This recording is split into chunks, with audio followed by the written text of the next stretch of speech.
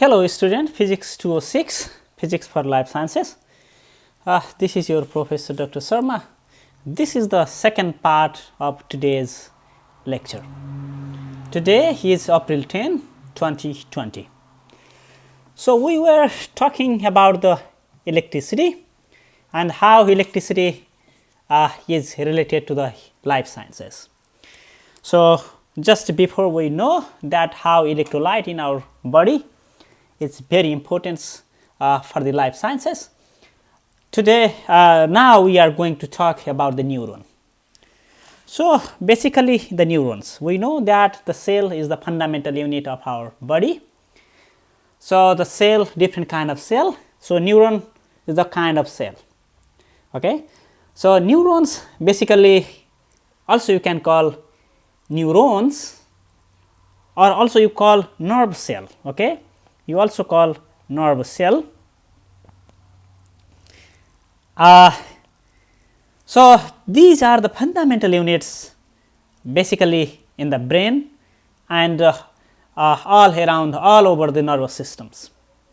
So, the cell, they are responsible for receiving sensory input from the external world, or for sending the motor command to our muscles, how to contract these muscles in and for transforming and relying any electrical signals at every steps in between between their interactions that define who we are as a people, right. So, having said that, our roughly 100 billion neurons do interact closely with other cell types, broadly classified as glia. I am not going to discuss about that, but basically in our brain, basically the creation of the new neurons, the process we call the neurogenesis, and this can happen not only in the childhood, but neurogenesis meaning the creation of the new neurons happening during the adults age. So, what does the neuron look like? You can see here the figure, and useful analogy you can use to think about the neuron as a tree. So, a neuron has three main parts. One is the dendrites. Okay. So, dendrites, and another is the axon, and another is the cell body. Okay. Cell body, or it also called the soma. Okay. The cell body, the dendrites, and it has the axon. Okay. So, which can be the dendrites. If you take the analogy as a tree, a neuron as a tree, then you can represent the branches of the tree as a dendrites, and then the roots, and the roots are the you can say the axon, and the trunk as the cell body. Okay. So, a dendrite, let us talk about the dendrites. A dendrite, which I call the tree branch, is where the neurons receive the input from the other cell. So, that means dendrite receive the informations. Okay. Receives information from the outside the world. Okay. Or from other cell or other things, okay, other inputs. So, the dendrites branches as they move toward their tips, just like the tree branches do, and they even have leaf like structure on them called the spines. Okay. I am not going to detail about that. And another thing is the cell body, the soma. The dendrite receive the information, and the cell body, the soma, processes that information and integrates the cell information, and another is the action. Then the cell body, when process the information, determines the when or how or whether or not that information perceived by the dendrites is capable, is qualified to send to the cell to send to the axon. Okay. Whether or not information received by the dendrite is qualified to send to the axon. So, that is determined by the cell body. In cell body there is the nucleus and DNA and many things present there. So, the axon carries the information along long distances from the part of the neuron. We can see the dendrite receive the information processed by the nucleus, the cell body, and once it is qualified to proceed ahead, then axon carry the information along the long distances from the part of the neurons, one part of the neurons in our body to the another part. So, there is the axon termini you can see here, and these axon termini basically connected with the another dendrites of the another cell. So, this is the dendrite of the one cell, soma of the one cell, neuronal cell, and this is the axon of the one cell. The termini of the axon of the one nervous cell is connected with the dendrite of the another cell. Okay, that is how one nerve cell communicate to the another cell. Okay. So, the termini of the axon of the one nervous cell is connected to the dendrites of the another cell. Okay. So, generally we talk about the bundle of the axon because the axon may be the longer, because the that is why we talk about the bundle of the axons which is traveling together in the nerve cell, which we call the nerve. Okay. The nerve means the bundle of the axons. Okay. Bundle of the axons which are traveling together, which we call the nerve.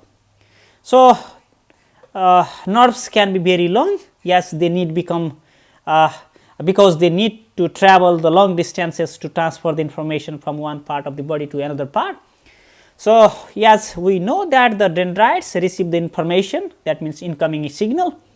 So, based on the strength of the incoming stimulus or the incoming signal, the neuron decide, the cell soma decides the which information is qualified to, which signal can be processed all along the actions to transmit to the another nerve cells or another cell of our body. So, if the stimulus is strong enough, it means if the signal is strong enough, then the signal will process from the cell body and will proceed from the cell body and then pass to axon, pass to the action, and these phenomena which we call the action potential. Okay. This phenomena is called the action potential. Okay. So, the cell body actually in our nerve cell determines whether or not the process, the information received by the dendrites is necessary to go along the action. So, once it goes from the cell body to the action, and in action there is the termini through which that termini, once the signal is sufficient, is strong enough to send these signals out, then it creates the neurotransmitter. Okay, the action terminal creates the neurotransmitter that binds with the dendrites of the another part of the another cell of the nerve cell, and that is how dendrites of the another cell receive the information. So, the process, the signal, the electrical signal we can say, is passing from the cell body of the neuron cell and pass down along the action which we call the action potential. I will talk about that. So, when that happens, when the information processed from the cell body is passed through the axon, then when that happens, we generally say that is the neuron fires. When we say about the neuron fires mean the informations receiving from the dendrite is processed and integrate on the nucleus which we call the soma, and then passed down the action and now ready to transmit to the another nerve cells. When that happens, we call the neuron fires. But the transmission of the neurons from the soma to the actions is not going to happen automatically. So, that transmission of a neuronal signal totally depends on the movement of ion or charged particles. So, various ions including the sodium, potassium, chlorine are unequally distributed between the inside and outside of the cell, and the presence and the movement of these ions are not only important for the neuron fires, but also for the rest. Okay? If the neuron is not fired, then we say that is the rest. Okay? That is called the resting potential. So, I will talk about that little bit. So, let me go back.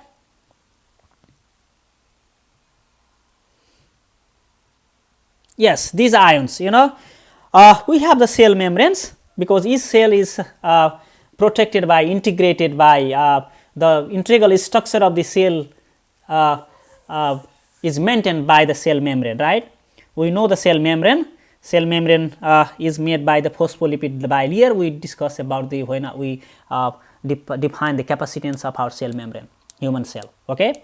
So, you know that it has the head groups and tail groups, and it is phospholipid bilayer like this, right. And tail groups are hydrophobic, they do not want water, but the head groups likes water. Okay. This region generally likes fat, likes hydrocarbon. Okay. This is hydrocarbon region, but this region and these regions likes water. Okay. The hydrophobic. So, phospholipid bilayer. So, this is the inside cell, this is outside cell. You can see here, if this is the cell membrane. So, cell membrane is made by this phospholipid bilayer, you can see. So, inside that so many ions, you can see potassium ion, sodium ion, chlorine ion, chlorine ions, yes, many ions. Basically, these ions are present inside the cell and also outside the cell, and also the energy, the ATP, we will talk about that. And there are other channels, these ions are not passing from inside to outside, they can also pass from outside to inside. The mechanism how it moves, the charge of ions determines the whether or not our neuron fires the signal. So, for example, let's say we have sodium and potassium ions. Okay, we have plenty of sodium ions outside, or sodium or potassium ion outside of the cell, and sodium and potassium ion inside the cell. So, what happens is, when neuron is not sending any signal, which we consider the neuron is rest. Okay, the potential associated at that time we call the resting potential. Okay, but in typical neurons, their resting states, because the concentration of these ions, concentration of the sodiums and potassium ion, when nervous cell is not sending any signals from down the axon, from the dendrite to the cell soma, and it is not, when it is not sending any signal from soma to the axon, which we call the resting state, right. So, at that situation, if you look at the concentration of the ion, so what we can find is the concentration of the sodium ion. Okay, concentration of the sodium ion is higher in outside than inside. Inside, sodium ion, inside the cell, sodium ion are less than the outside the cell. Okay. But in case of the potassium ion, but the relative concentration of the potassium ion is exactly opposite. What that means? When nerve cell is at rest, when it is not sending any signal, the concentration of the sodium ion is greater inside the cell than outside the cell. Okay? Two important things. When a neuron cell is at rest, when it is not sending any signal, at that condition, concentration of the sodium ion outside the cell is greater than the concentration inside the cell. But potassium ion, more concentration of the potassium ion inside than the outside, when nerve cell is not sending any signal. So, this separation of the charge, because concentration of these charges in the cell membrane creates the chemical gradient, means their concentration gradient. If concentration of the one side is greater than the concentration of the another side, that creates the chemical gradients. So, here is not only the point of the chemical gradient, this is the cell membrane, we know that, So, there is also, because the charged particle ion, we also need to consider their charges when thinking about the distribution across the membrane. So, at rest there are more positively charged ion outside the cell relative to the inside, and this creates also the difference in charge across the membrane, which is also called the electrical gradients. So, two gradients are important here. One is the chemical gradient because of the concentration, right? Another is the electrical gradient because of the unequal distribution of charges gradient. So, which we call the electrochemical gradients. So, if the concentration of the charge inside and the outside of the cell is equal, okay, and the charge is also equal, then that condition which we call the electrochemical equilibrium position. Okay. So, the difference in total charge inside and outside the cell is called the membrane potential. Basically, the membrane potential is the basically the difference in the total charge inside and outside of the cell, which is called the membrane potential. So, at rest, when no signal being transmitted, a neuron has the membrane potential about minus 17 millivolt.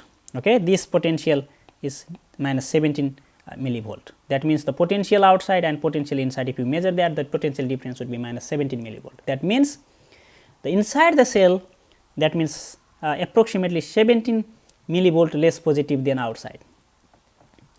So, both the electrical and chemical gradients basically contributes to establish this potential.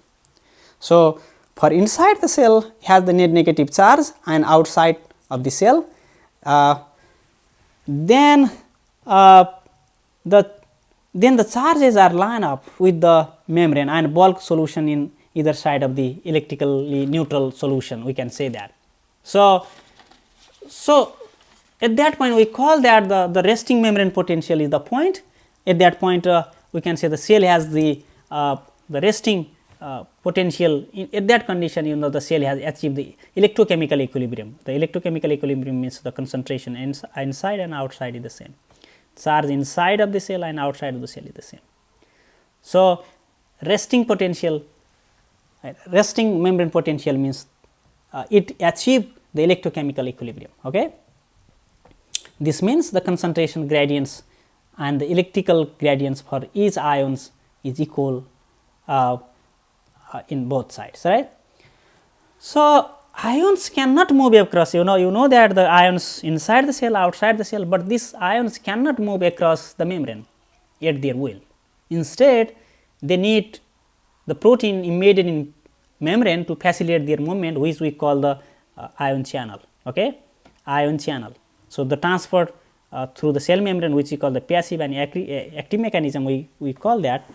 The passive mechanism means it does not need, generally the ions transmit from the higher concentration to the lower concentration. So, passive transport means that the diffusion, like a diffusion process or osmosis process. So, in passive transport there are the ion channels here. These are the ion channels through which these are the embedded protein through which these ions inside and outside pass through across the cell membrane. So, in passive transport what happens? Molecules move down the concentration gradient. It moves from the higher concentration region to the lower concentration region through the diffusion. Okay, diffusion means this process is spreading, transport process happens slowly. Okay, but when the ion molecules are transmitting from the higher concentration to the lower concentration, it does not need any energy to transport, right. That is why we call it the passive transport. But in the active transport, what happens is, these molecules in active transport, these ion molecules, potassium and sodium ion molecules, moves across the cell membrane, across need of the what kind of signal is need to be passed or blocked. So, movement of the molecules takes place lower concentration region to the higher concentration region. So, if you transport these ion molecules from the lower concentration region to the higher concentration region, this is like a refrigerator, right? Like a refrigerator. If you need to pass the heat from the lower temperature region to the higher temperature region, you need energy, right? But temperature always passes from the higher temperature region to the lower temperature region without any energy, like this situation. You can see lower potential energy to higher potential energy, it needs the energy which we call the ATP, right? We need the ATP. So ATP is, that ATP is the energy coin, okay, energy coin. So it is adenosine triphosphate, ATP. Basically it is the organic compound that provides the energy to drive many processes in living cell. You know that, right? Such as muscle contractions, nerve impulse, right? We are talking about the nerve impulse, the propagation, nerve impulse propagation, and other chemical synthesis process. We need energies, okay, that energy in the form of the ATP, which that kind of energy we are receiving in the form of ATP, okay. When it mixes with the water, it makes the ADP. I'm not going to discuss about that, but remember that the this ion channel, through the ion channel, these ions pass across the membrane, and if they want to pass from the lower concentration region to the higher concentration region, energy is needed. That energy is provided in the form of the ATP. You can see here the ion channels. So these are the pore forming membrane proteins, these ion channels are. So they establish the resting membrane potential and get to flow ions across the cell membrane. So in this case, you can see this sodium potassium exchange pumps, but so most ion passes across the membrane through this structure which we call the ion channel, and the ions moves through the channel. We know they are the passive diffusion process and the active diffusion process, right? But some ion channels are always opens, but not many, but many ion channels requires, they requires the signal to be open up. For example, if we are talking about the voltage gated ion channel, for example, there are three different kind of ion channel: voltage gated, ligand, and the mechanically, okay. So let's say the voltage gated open channel are open when the membrane potential reaches the certain value, okay, which we call the threshold, okay. So on the other hand, ligand gated ion channel, ligands are also biomolecules. I am not going to talk about that. There is also ligand gated ion channels are triggered when they gonna be open when they bind, when these ion molecules bound to the specific molecules, okay. There are also mechanically gated ion channel. These ion channels are open when that feel the certain pressure in the cell. I am not going to do it, but gated ion channel is most important. You need to know that. So most ion channels are, we know they are the selectively permeable. What does that mean? That means they allow one or a small subset of ions to pass through. That means, so these ion channel allow single ion to pass through when they open. This means we need separate ion channel to pass through each ion molecules. So for each ion molecules to pass through, and each ion channel needed. So basically we have voltage gated sodium channel, we have voltage gated potassium channel. You can see that how the things happen. So the resting state, that sodium and potassium, like this, the electrochemical equilibriums happen. So which I see here, the higher potential outside and the lower potential inside, because in resting state more sodium ion outside and the less potassium ion inside. That means inside is more electrochemically active. That is why in resting state we have 70 millivolt, okay. So electric field is coming from the outside to inside. So let's connect that one. So like a capacitor case, the charge polarized here. So at resting state potential, so which we call the electrochemical equilibrium, that can be what is the potential difference, at that time, can be calculated by using the Nernst potential. So here potential difference is equal to the minus kVt over G, natural log of capacitance, concentration in one side and concentration in another side. So, kBT is the Boltzmann constant, T is the temperature in Kelvin. So, G is the valence charge of the ion. So, we know that sodium has the 1, right, plus 1, chlorine has the minus 1, potassium has the plus 1, that is the G. So, using this Nernst potential, you can easily find out the equilibrium potential, that is the resting potential. Okay. So, we can take a room temperature, basically if T is 20 degree centigrade, this is this equation. So, you can calculate the resting potential of a cell when it has minus 90, the resting potential of a cell when it is 90 millivolt. So, if this were due only to the difference of concentration of sodium, what would be the ratio of the concentration of sodium between the inside and outside the cell? So, we know the resting potential, we know kBT value, we know the G, right. We should calculate the C1 and C2. You can do that. So, you will find 35.5, okay, ratio between outside the cell and outside the cell, the concentration gradient must be the 35.5. So, you can do that. So, for example, resting state has the potential minus 90. Okay. So, the voltage gated ion channel, just I mentioned that they activated by change in electrical membrane potential near the channel. So, that facilitated the passing of these ions from across the cell. So, here same thing is coming here. So, outside you can see this at the resting state, sodium concentration is higher outside than inside, but potassium concentration is higher inside than outside, but overall inside the cell is electric is negative, but the outside the cell is positive. That is why you see the electric field is passing from outside to inside, okay, directing toward the outside to inside. But what happens if we increase the membrane potential? Suppose initially it was 70 millivolt, that means inside the cell is less, okay, less positive, minus 70 millivolt less positive than outside. But if we increase the potential gradients from minus 70 millivolt to plus 50 millivolt, what happens? That means the inside has the greater potential than outside, then electric field is directing in this direction, right. So, basically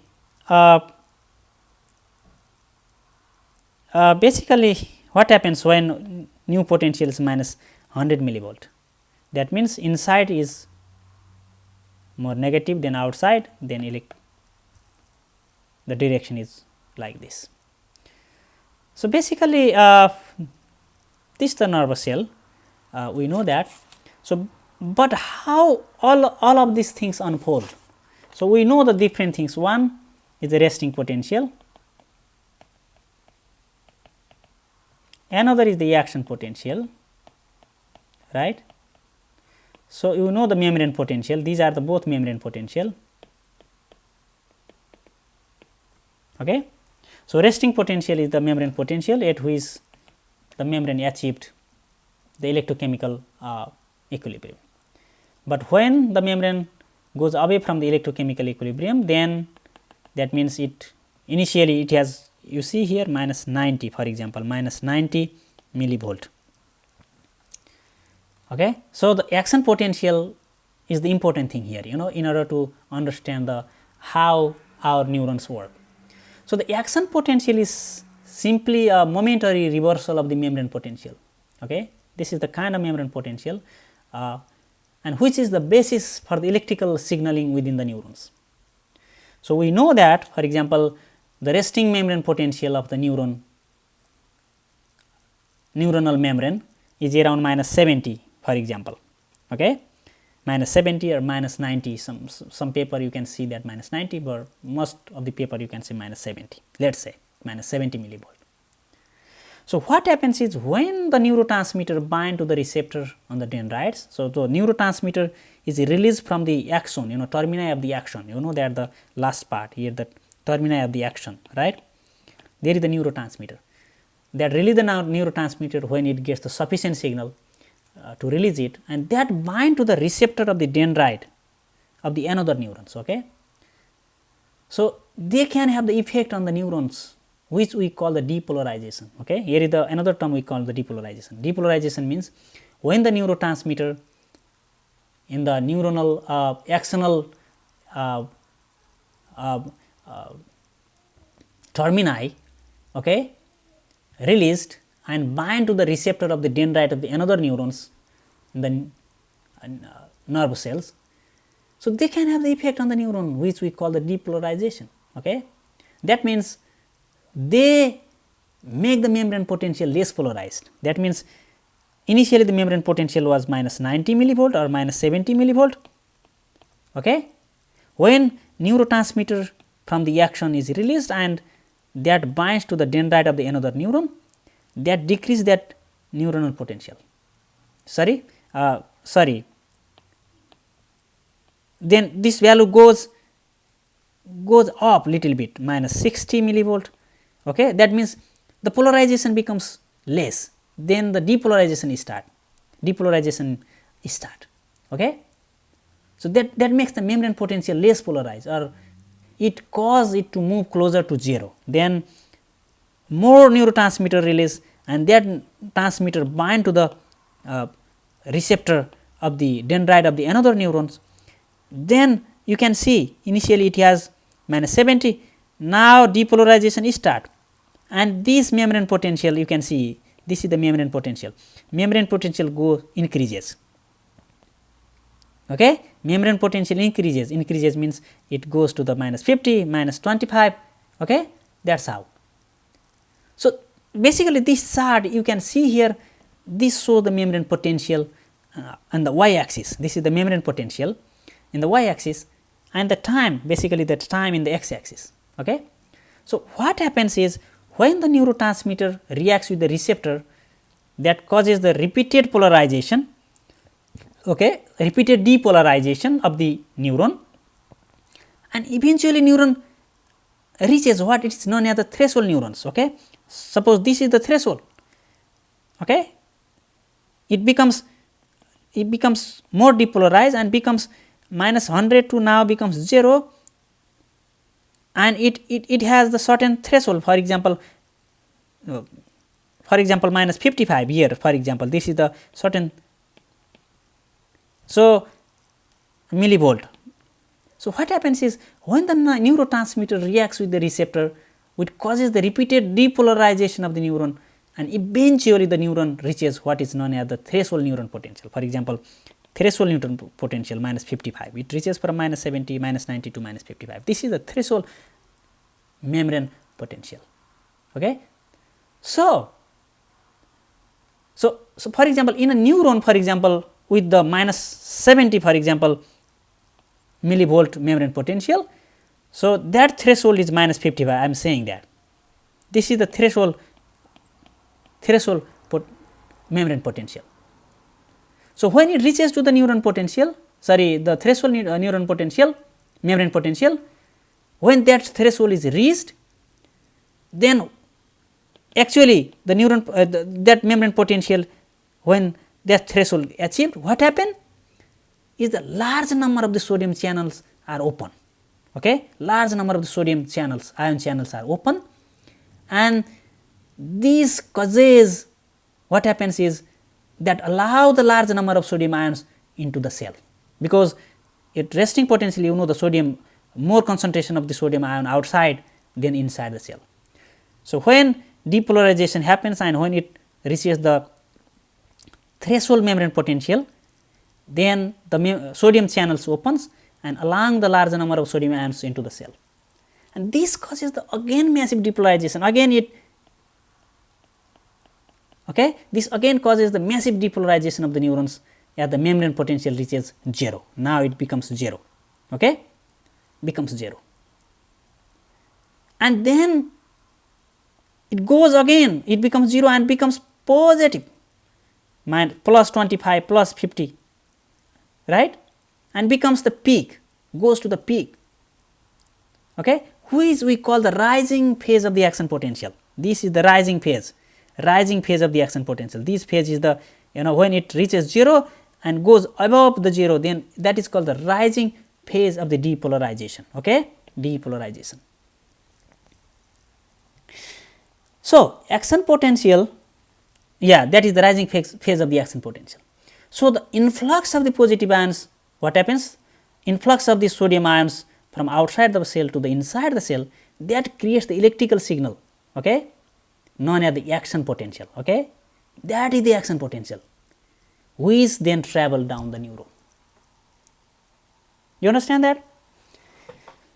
So, initially at the resting state, it has minus 70 or minus 90 millivolt of the membrane potential, means the potential difference outside the cell and inside the cell is minus 70 or minus 90 millivolt, whatever.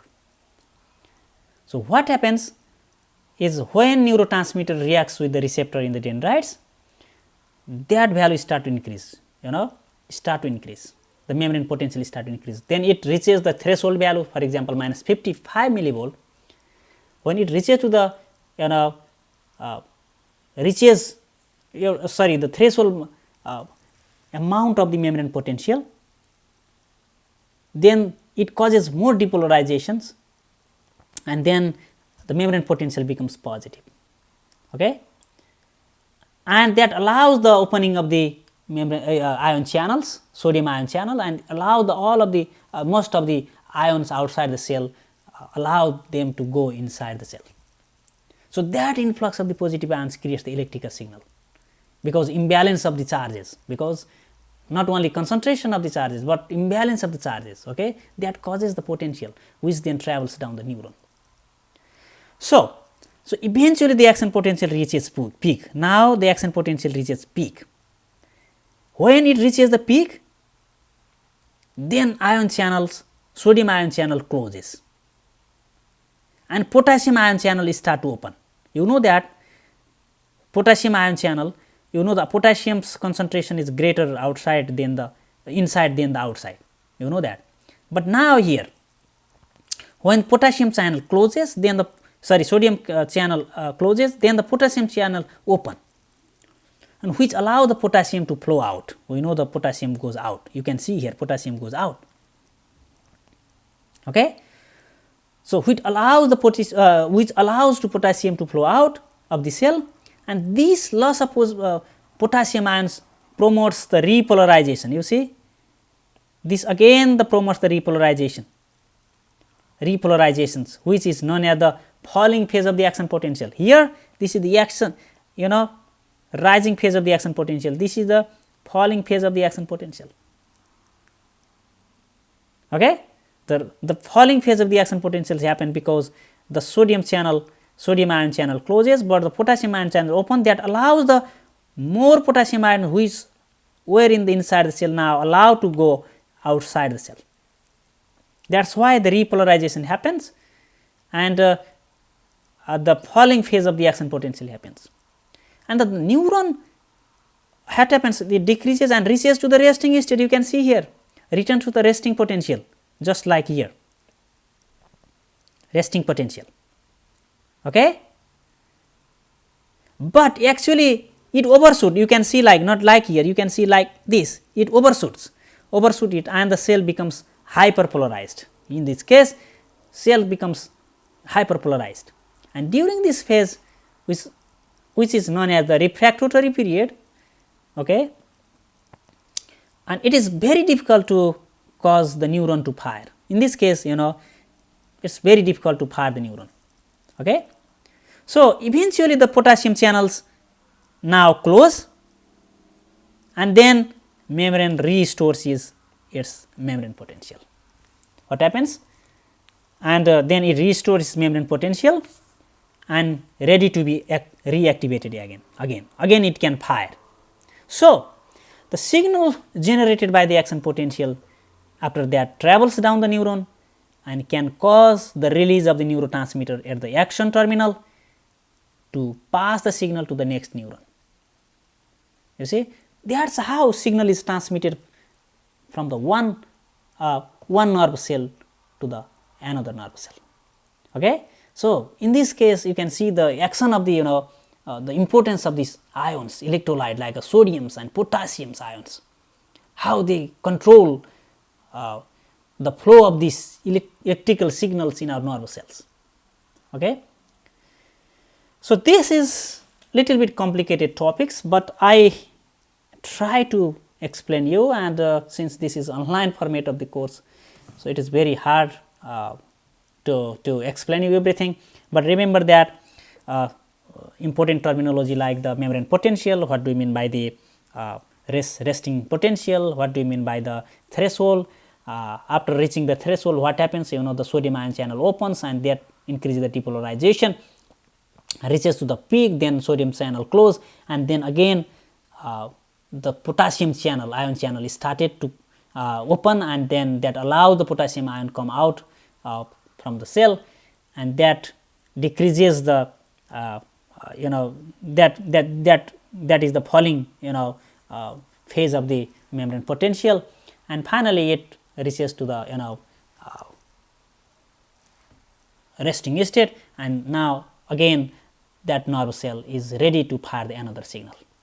Okay, that's how signal is transmitting from the one form to the another, one nerve to the another nerve. It is very complicated things, and still many things are unknown. So we have billions of neurons in our brain. Billions of neurons we have in our brain. We can see in our brain there are many brain. Sorry, it is yes. You see, here is the cell nucleus. These are the dendrites you can see here, and here you can see the axon. Okay, so we have billions of neurons, and each neurons can make the connection with the thousands of other synapses, and makes the trillions and trillions of the synapses. Synapses means when the action of the one neurons makes the connection with the dendrite of the another neurons, that we call the synapses. And these synapses is the kind of information, if we talk about the long term memory formation or short term memory formation in our brain, that means the connection between the action of the one neuron to the dendrite of the another neuron, that we call the memory. Memory is stored on that synapses.